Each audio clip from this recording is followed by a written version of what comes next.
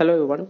Welcome to YouTube channel civil service education, जहां आपको UPSC या other civil service examinations related current affairs और भी बहुत कुछ मिलेंगे। आज का हमारा टॉपिक है current affairs of 6 January 2021।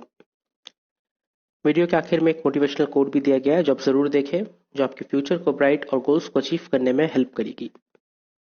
Number 1, Supreme Court clears centre's plan to build a 3 times bigger parliament. The Supreme Court is a majority judgment in a majority judgment on Tuesday gave its go-ahead to multi-core Central Vista redevelopment project, which proposes to build a new parliament 3 times bigger than the existing 93-year-old heritage building and modify the use of 86.1 acre of land home to India's power corridor in the national capital. So supreme court ने majority judgement के आधार पे ये फैसला दिया सुनाया है कि multi core central Vista redevelopment project जो प्रपोज करती है, जो पार्लियामेंट को 3 गुना ज्यादा बड़ा बनाएगी, जो कि 93 ईयर ओल्ड हेरिटेज बिल्डिंग है पार्लियामेंट, उसे और भी 3 गुना ज्यादा बढ़ाया जाएगा। जो 86 एकड़ ऑफ लैंड है उसे मॉडिफाई किया जाएगा और यूज किया जाएगा। तो उसके लिए उन लोगों ने परमिशन दे दिया है। In their majority opinion, Justice A.M. Khanvilkar and Dinesh Maheshwari said the court cannot order the government to desist from spending money on one project and use it for something else. They said the government did not act against public trust. So, majority judges जो थी उनमें से 2 जन का ये कहना है कि हम लोग गवर्नमेंट को रोक नहीं सकते जब वो लोग कोई एक प्रोजेक्ट में पैसा इन्वेस्ट करना चाहते हो, स्पेंड करना चाहते हो और दूसरे जगह नहीं करना चाहते हो। सो ये कोई पब्लिक ट्रस्ट के अगेंस्ट काम नहीं किया जा रहा है, इसमें कोई पब्लिक ट्रस्ट के पर कोई दबाव नहीं हो रहा है। सो ये इसमें कोई प्रॉब्लम नहीं है कि वो लोग पार्लियामेंट को बड़ा करें। तो इसमें हम लोग जजमेंट दे सकते हैं कि हाँ वो लोग कर सकते हैं। Next, Pune hub to track vaccine chain across 41 key cities. A command and control center set up at the center's aviation cargo wing. AAICLAS, मतलब Airport Authority of India Cargo Logistics and Allied Services Company Limited, will monitor the movement of COVID-19 vaccine across a network of 41 airports. The Pune, where the vaccine manufacturer Serum Institute of India is located, as the hub.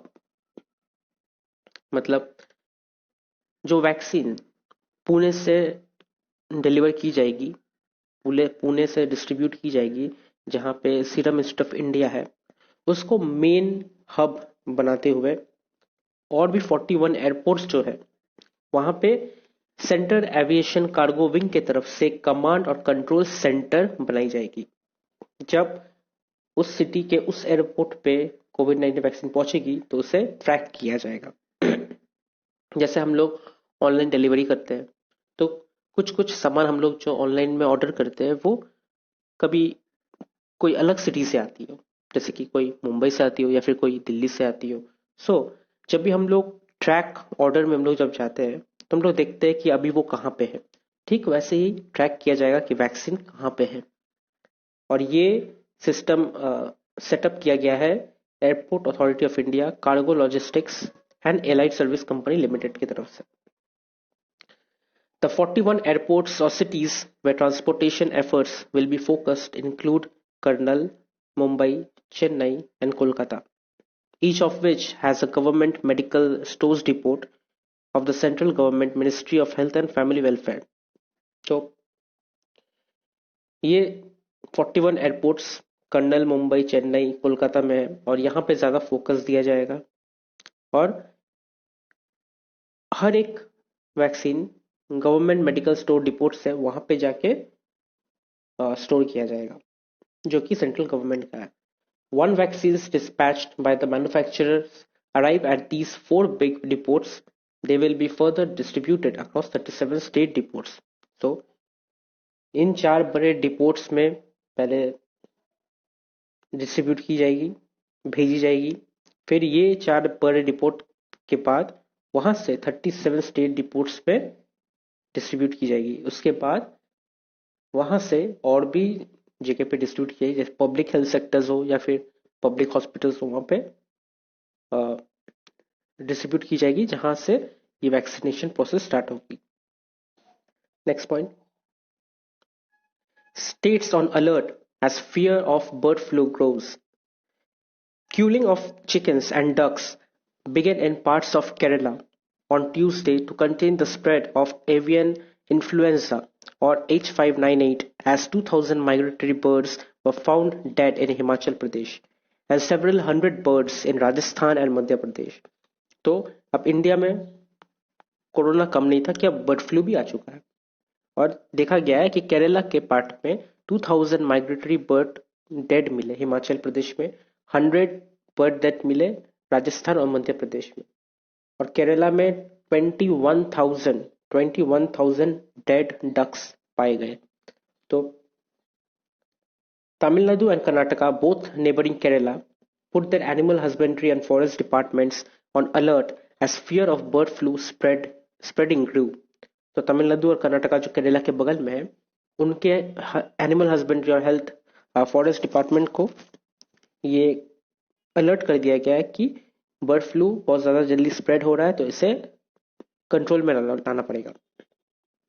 In Haryana, the unusual death of 4 lakh poultry birds have been reported in the past 10 days, but there is no confirmation on whether they died of avian influenza. So past 10 days में हरियाणा में 4 lakh poultry birds की death हुई है, लेकिन उसमें यह confirmation नहीं है कि उनका डेथ बर्ड फ्लू से हुई है या फिर किसी और चीज से. लेकिन फिलहाल बर्ड फ्लू आ चुकी है और अभी सबको थोड़ा अलर्ट रहना पड़ेगा. Next, after government nod, vaccine can be rolled out in days. Health Secretary Rajesh Bhushan said on Tuesday that the ministry was prepared to roll out vaccine for COVID-19 within 10 days of emergency use authorization, clearance and subject to final approval by the union government. So, Health Secretary Rajesh Bhushan जी ने कहा है कि ministry जो है वो कोविड-19 vaccine roll out करने के लिए प्रिपेयर्ड है. 10 डेज के अंदर इमरजेंसी यूज ऑथराइजेशन क्लियर हो जाएगा और उसके बाद रोल आउट हो जाएगा जब यूनियन गवर्नमेंट अप्रूव कर देगी. The announcement comes just days after the Drugs Controller General of India approved the Oxford AstraZeneca vaccine Covishield manufactured by the Serum Institute of India and Bharat Biotech's indigenous Covaxin for restricted emergency use. तो ये announcement कब आया कि 10 days के बाद emergency use start हो जाएगी? तब आया जब drug controller general of India ने कोविशील्ड एंड कोवैक्सिन को रेस्ट्रिक्टेड इमरजेंसी यूज के लिए अप्रूव कर लिया. Stating that there is no ban on the export of Indian manufactured COVID-19 vaccine, Mr. Bhushan told press persons that CoWIN app, which allows people to register themselves for vaccine, already had the data of priority groups. So, उनका ये कहना है कि Indian manufacture कोविड-19 vaccine में कोई भी export ban नहीं लगा हुआ है, वो एक्सपोर्ट कर सकते हैं. और प्रेस पर्सन्स को उन्होंने, मतलब जो प्रेस है उनको इन्होंने कहा कि कोविन ऐप जो बनाया गया है जिसमें जो वर्नेबिलिटी पीपल है, मतलब जिसको जरूरत है, वो लोग रजिस्टर कर सकते हैं खुद को, और जो प्रायोरिटीज ग्रुप है वो रजिस्टर करेंगे. और फिलहाल वो प्रायोरिटी डेटा उनको मिल चुका है ऑलरेडी बहुत लोग रजिस्टर कर चुके हैं. Next point. Pfizer skipped meeting with expert panel thrice, says Health Ministry. Pfizer Incorporation, whose RNA-based vaccine has been approved in the US and the UK, and who have applied for approval to the market the produce in India, has not yet appeared for the presentation, Rajesh Bhushan, Secretary, Ministry of Health and Family Welfare, said on Tuesday. So, ministry of health के secretary का कहना है कि Pfizer incorporation जो American company है, उनका जो RNA based vaccine है वो यूएसए एंड यूके में अप्रूव हो चुकी है, लेकिन उन लोगों ने इंडिया में भी अप्रूवल करने के लिए अप्लाई किया था. तो अप्लाई तो वो उन्होंने कर दिया, लेकिन वो लोग प्रेजेंटेशन के लिए आए ही नहीं. Pfizer vaccine has also been prequalified by the World Health Organization and is being made available in several other countries.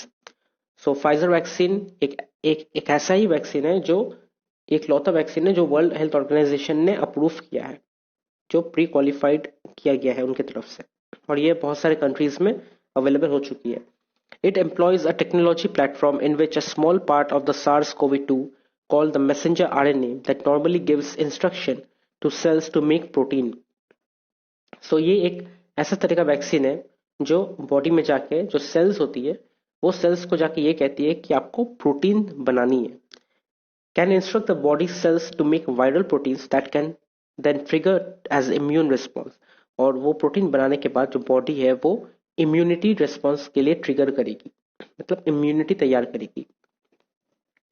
This can reduce instance of adverse side effect without compromising on the immune system's ability to launch a protective response that can protect against infection. तो इससे क्या होगा, इससे जो side effects होते हैं, जो adverse effects होते हैं वो रिड्यूस हो जाएगी, साइड इफेक्ट नहीं होगी, और जो इम्यून सिस्टम है वो उसकी एबिलिटी के हिसाब से बढ़ेगी और एक प्रोटेक्टिव शील्ड लॉन्च करेगी जो इन्फेक्शन से प्रोटेक्ट करेगी. सो फाइजर को 3 बार मौका दिया गया था, लेकिन उन्होंने 3 बार ही सब्जेक्ट कमेटी के पास आके प्रेजेंटेशन नहीं की अपना वैक्सीन को. सो इसके वजह से इंडिया में फाइजर का अप्रूवल नहीं किया गया है. Next, union budget set to be presented on 1st February. The budget session of Parliament is expected to begin on January 29th. Government sources said, with the budget being presented as per schedule on February 1st, the decision has taken by the Cabinet Committee on Parliamentary Affairs or CPA, but an official announcement has not been made so far. So, Cabinet Committee of Parliament Affairs की तरफ से ये कहा गया है, decision लिया गया है कि बजट 2021 का बजट फरवरी 1st में होगी, लेकिन अभी भी कोई ऑफिशियल अनाउंसमेंट नहीं किया गया है. As is the norm, the budget session will be conducted in 2 parts. तो बजट सेशन 2 पार्ट में किया जाएगा. The first phase begin on January 29th, will conclude on February 15th. तो जनवरी 21 में जब स्टार्ट होगा फरवरी 15 तक कंप्लीट होगी. The second part will run from March 8 to April 8, और सेकेंड फेज जो होगी बजट की वो मार्च 8 से अप्रैल 8 तक होगी. और यूनियन बजट के दौरान, बजट सेशन के दौरान हर एक रूल्स मान के चलनी पड़ेगी, हर एक रेस्ट्रिक्शंस फॉलो करनी पड़ेगी, जैसे मॉनसून सेशन में किया गया था. Next, PM inaugurates Kochi Mangaluru LNG pipeline. Prime Minister Narendra Modi on Tuesday said that as part of efforts to make India a natural gas based economy, 10,000 more CNG, means compressed natural gas, stations would be opened, and several lakh PNG, piped natural gas, household connections given in the coming days. So, prime minister Narendra Modi ने कहा कि India को natural gas based economy बनाई जाएगी, जहाँ पे 10,000 CNG gases और भी प्रोवाइड की जाएगी, जो कि कॉम्प्रेस्ड नेचुरल गैस है, जो ज्यादातर गाड़ियों में यूज की जाती है. And several lakh PNG, piped natural gas. So ये पाइप्ड नेचुरल गैस इंडिया में ज्यादा नहीं थी. ये हम अमेरिकाज में देखता है कि घर पे गैस प्रोवाइड किया जाता है पाइपलाइन के थ्रू. हमारे यहाँ सिलेंडर के थ्रू भेजा जाता है, हर एक जगह सिलेंडर जाती है, लेकिन अब पाइप के थ्रू दिया जाएगा. Inaugurating the 450 kilometre Kochi Koottanad Mangaluru LNG liquefied natural gas pipeline through video conferencing on Tuesday. So Tuesday में वीडियो कॉन्फ्रेंसिंग के आधार पे 450 kilometre Kochi Koottanad Mangaluru LNG pipeline inaugurate किया गया. Next, Global India output set to expand in financial year 2022, World Bank. Global economic output is projected to grow by 4% in 2021, assuming widespread rollout of COVID-19 vaccine throughout the year. As per the World Bank's Global Economic Prospect report released on Tuesday. So, World Bank के तरफ से ये कहा गया कि global economic output जो है वो 4% से प्रोजेक्ट किया गया कि वो ग्रोथ होगा 2021 में. इतना ज्यादा कोविड-19 जो फैल गया था, अब कोविड-19 वैक्सीन वाइस मतलब पूरे दुनिया में रोल आउट किया जा रहा है। सो वर्ल्ड बैंक का ये कहना है कि अब शायद इकोनॉमी ग्रोथ होगी। This projection is still 5% below pre pandemic level. और ये जो प्रोजेक्शन किया गया है ये स्टिल पैंडेमिक के पहले, कोरोना वायरस आने के पहले जो सिचुएशन था उससे 5% कम है। India is expected to grow at 5.4% in physical year 2021-22। 2021-22 में देखा गया है कि इंडिया का इकोनॉमिक ग्रोथ 5.4% से होगा और 2022-23 में इंडिया का ग्रोथ 5.2% से होगा, after N expected contraction of 9.6% in physical 2020-21। सो 2020-21 में एक्सपेक्ट किया गया था कि 9.6% गिरेगा, लेकिन वो 7.6% गिरा था। तो अब कहा जा रहा है कि 5.4% इंक्रीज होगी। Next, Gulf leaders sign deal to end years-long dispute. Saudi Arabia will open its airspace and land border to Qatar on Monday evening in the first step towards ending a long years diplomatic crisis that deeply divided US defense partners, frayed societal ties, and tore apart a traditionally clubby alliance of Gulf states. So, Saudi Arabia और Qatar के बीच में दोस्ती नहीं थी, बहुत बड़ा dispute था। तो अब जाके ईयर लॉन्ग डिस्प्यूट को फिर से ठीक किया जा रहा है, फिर से वो लोग दोस्ती करने वाले हैं और जो एयर स्पेस है और लैंड बॉर्डर है उसे ओपन कर दिया जा रहा है। Qatar's only land border has been mostly closed since mid-2017 when Saudi Arabia, Egypt and United Arab Emirates and Bahrain launched a blockade against the tiny Gulf state. तो कतार का जो एक ही लैंड बॉर्डर था उसे बंद कर दिया गया था 2017 में। सऊदी अरेबिया, इजिप्ट, यूएई और बहरीन ने ये ब्लॉकेट किया था, उसके अगेंस्ट कहा था कि वो लोग इस्लामिस्ट एक्सट्रीमिस्ट जो ग्रुप है आईएसआईएस उसको सपोर्ट करती है और ईरान के साथ भी उनका कोई संबंध है।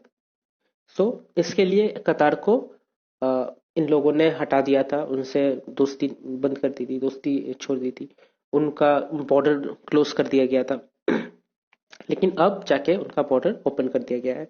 द सऊदी बॉर्डर विच कतार relied on for the import of diary products, construction materials and other goods opened briefly during the past 3 years to allow Qataris into Saudi Arabia to perform the Islamic Hajj pilgrimage.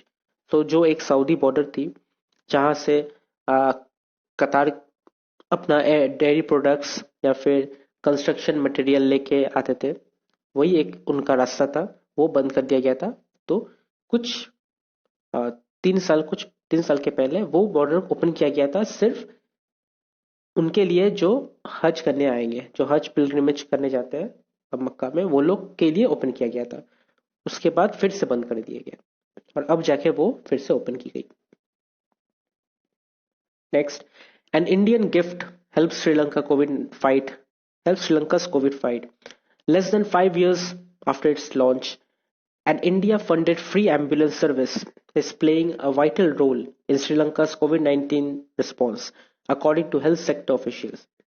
So, 5 years पहले India ने श्रीलंका को एक gift किया था free ambulance service का, और आज जाके वो फ्री एम्बुलेंस सर्विस श्रीलंका में कोविड-19 के टाइम में बहुत ज्यादा इंपॉर्टेंट रोल प्ले कर रही है। On Sri Lanka's request, India provided a grant of $7.56 million for the Suva Syria, means Vehicle or Journey for Good Health service, launched first in 2016 in Sri Lanka, Western and Southern Province with 88 ambulance. तो श्रीलंका के western और southern province में 88 ambulance service launch किया गया था, vehicle और journey of good health सुवा Syria नाम के, और आज जाके वही बहुत इंपॉर्टेंट रोल प्ले कर रही है कोविड-19 के time. Next is important days, और 6 जनवरी का इंपॉर्टेंट डे है World War Orphans Day. Last but not the least is today's quote, और आज का मोटिवेशनल कोट है, no matter how much it hurts now, someday you will look back and realize your struggles change your life for better. So आज आप जितने भी hurt हो रहे हो, आज आप जितने भी फेल हो रहे हो, कभी इसमें दुखी मत होना, क्योंकि जब आप आगे बढ़ते रहोगे और जब आप स्ट्रगल से निकल के आप जब अच्छा लाइफ अचीव करोगे तब आप घूम के यही दिनों को याद करोगे कि यार मैंने उस वक्त इतना हर्ट मैं उस वक्त इतना हर्ट हुआ था, मैं उस वक्त इतने बार फेल हुआ था, लेकिन आज देखो आज मैं इतना सक्सेसफुल हूँ। उसी के वजह से मैं आज सक्सेसफुल हूँ। अगर आप लाइफ में धक्के नहीं खाओगे, स्ट्रगल नहीं करोगे, तो आपका जो लाइफ चेंज होगा वो आपके बेटर के लिए चेंज होगा। और जब तक वो नहीं होगा तब तक आपको ये समझ नहीं आएगा कि सक्सेस होता क्या है। सक्सेस किसी को आप हाथ में जाके दे दो तो वो लेके कुछ दिन चलाएगा, फिर उसको भी मजा नहीं आएगा। जो सक्सेस मेहनत करके मिलने में मजा आता है वो नॉर्मली आपको नहीं मिलेगा। सो जितने भी धक्के खाइए, जितने भी हर्ट हो, जितना भी फेल हो, कभी भी हार्ड मत मानना, आगे बढ़ते रहो, क्योंकि लाइफ चेंज करेगी तो आपको बेटर के लिए ही चेंज करेगी। सो अगर आपको वीडियो अच्छी लगी तो आप इसे लाइक कीजिए, शेयर कीजिए, कमेंट कीजिए और सब्सक्राइब जरूर कीजिए। Thank you.